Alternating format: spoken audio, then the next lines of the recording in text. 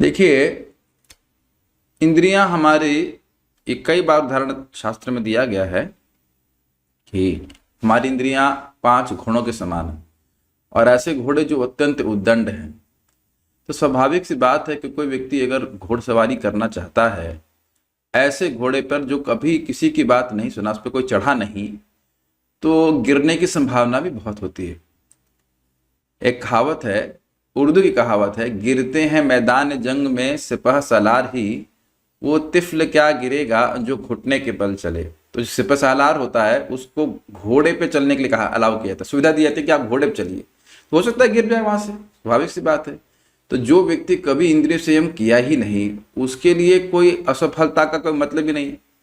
लेकिन जो व्यक्ति इंद्रियों को संयम करने का प्रयास करेगा उसमें कठिनाई तो आएगी, इसमें कोई मतलब कोई दो राय नहीं है। लेकिन अगर किसी इंद्रिय को संयमित करने में कठिनाई हो भी तब भी व्यक्ति को प्रयास नहीं त्यागना चाहिए। और शुरुआत कहां से करते हैं? शुरुआत करते हैं जीव से। जीव को भगवान की सेवा में लगाकर, भगवान का नाम उच्चारण करके और भगवान का प्रसाद ग्रहण करके धीरे धीरे करके सारी इंद्रियां संयमित होती हैं। होता क्या है ये विज्ञान को समझिए। श्रीला विश्वनाथ चक्रवर्ती ठाकुर जी कहते हैं कि देखिए, अगर अन्य इंद्रियों को आप उनका भोजन नहीं देते हैं तो इंद्रियां संयमित हो जाती हैं, ठंडी ठंडी पड़ जाती हैं। लेकिन जीव को और उन इंद्रियों को भोजन मिलता है, एनर्जी मिलती है जीव के द्वारा, भोजन प्राप्त करने के द्वारा। तो अब दिक्कत जीव के संग यह है कि अगर जीव को नहीं देंगे कुछ भोजन स्वादिष्ट तो इसकी लोलुपता बढ़ जाती है, ये दिक्कत है। तो इसलिए जीव को जब कंट्रोल करते हैं तो धीरे धीरे हमारे सारी इंद्रियों में शुद्ध भोजन पहुंच रहा है, शुद्ध प्रसाद पहुंच रहा है। तो उससे धीरे धीरे कर सारे करके इंद्रियों की जो बहिर्मुखता है वह समाप्त हो जाएगी। समझ पा रहे हैं?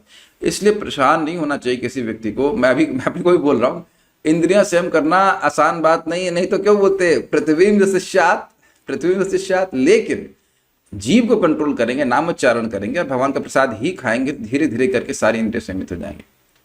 तो उम्मीद है कि आप सभी लोग घोड़े पे सवारी करने के लिए तैयार हैं। गिरे, टूट फूट लगे, कोई बात नहीं, पट्टी करके आइए और फिर प्रयास कीजिए, प्रगति ही होगी।